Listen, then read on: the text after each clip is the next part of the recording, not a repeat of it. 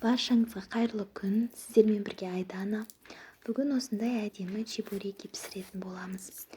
Менің YouTube арнамды жоғалтып алмас үшін арнама тіркеліп алуларыңызды сұраймын.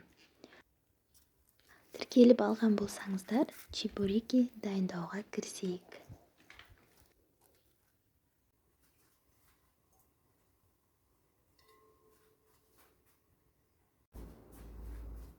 Алдымен ұнымызды електен өткізіп аламыз.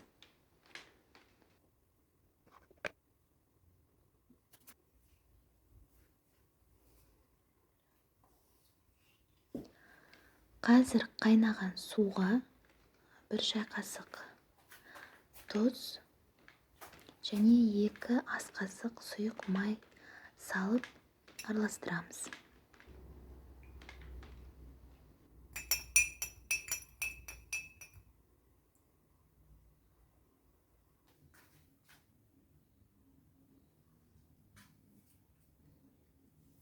Енді електен өткізіп дайындап қойған ұнымызға жаңағы дайындап алған суымызды салып, алдымен қасықпен жаймен араластырып аламыз, өйткені қатты ыстық болады.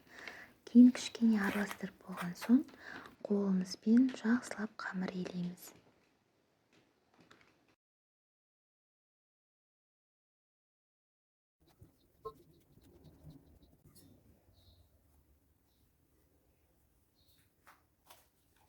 Дайын болған қамырымыздың бетін жауып, біраз уақытқа алып қоямыз. Енді начинкасына кірсек, мен начинкаға картопты суға қайнатып, тұз салып, бұрыш салып, жақсылап барлығын араластырып, осылай пюре жасап алдым.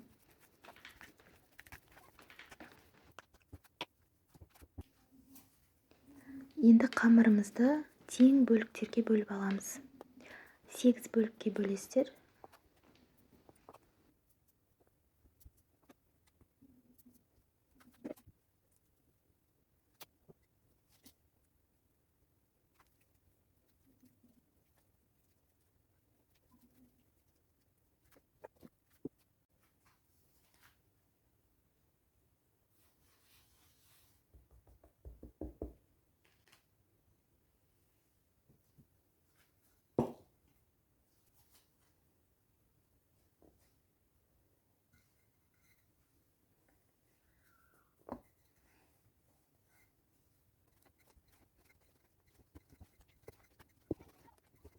Қамырымызды өте жұқа етіп жайып аламыз.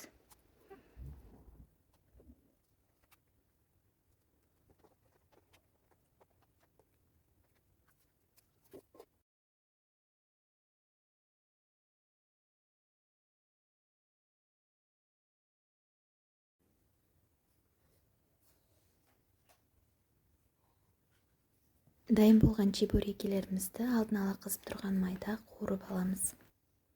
Мінекей, әп-әдемі, дәмді, енді хош иісті осындай чебуректеріміз дайын болды. Міндетті түрде осы рецепт бойынша дайындап көрулеріңізге кеңес беремін. Менің YouTube арнама тіркелуді ұмытпаңыздар.